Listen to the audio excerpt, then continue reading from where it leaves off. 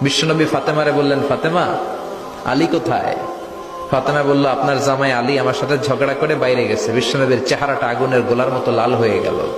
বিশ্বনবী ডেকে বললেন, ফাতেমা, তুমি বিশ্বনবীর মেয়ে হতে পারো, কিন্তু আলী তোমার স্বামী। আলী যদি তোমার উপর নাখোশ থাকে, জান্নাতের দরজা তোমার জন্য খুলবে না। কোথায় গেছে আলী, কোথায়? বললেন যে মসজিদে নববীতে গেছে। বিশ্বনবী যে দেখলেন বালির উপরে আলী শুয়ে আছে। বিশ্বনবী মজা করে ডাক দিলেন, ইয়া আবা তোরাব। তোরাব অর্থ বালি, তোরাব মানে কি? বিশ্বনবী ডাক দিলেন, ইয়া আবা তোরাব, মানে হে বালির বাবা আলী, ওঠো। এখন আলী ওঠে না, রাগ করে আসছে।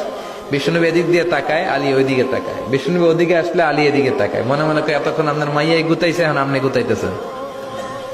বিশ্বনবী যাই বললো, আলী রাগ করো না, ওঠো, তুমি আমার চাচাতো ভাই, আমার ঘরেই তো তুমি মানুষ হয়েছ। ঘাপটি মেরে হাতটা ধরে টান দিলেন। সাইয়েদনা আলী উঠতে বাধ্য হলেন। বিশ্বনবী কারো হাত ধরে টান দিলে ওই লোক বসে থাকতে পারে? উঠে গেলেন, ঘরে নিয়ে আসলেন। নিয়ে এসে বিশ্বনবী খাটের মাঝখানে শুইলেন। ডান দিকে শোয়ালেন আলীকে, বাম দিকে শোয়ালেন ফাতেমাকে। এবার মেয়ের জামাইকে আর মেয়েকে বুঝাতে লাগলেন, নসিহত করতে লাগলেন, গল্প শোনাতে লাগলেন। কি রোমান্টিক শ্বশুর! এরকম রোমান্টিক শ্বশুর পৃথিবীতে দ্বিতীয়টা খুঁজে পাওয়া যাবে? সুবহানাল্লাহ পড়েন।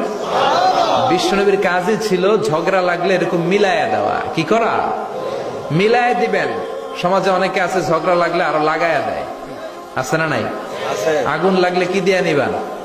পানি ঢালতে হয়, অনেকে তেল ঢালে। কি ঢালে? তো আগুন আরো জ্বলে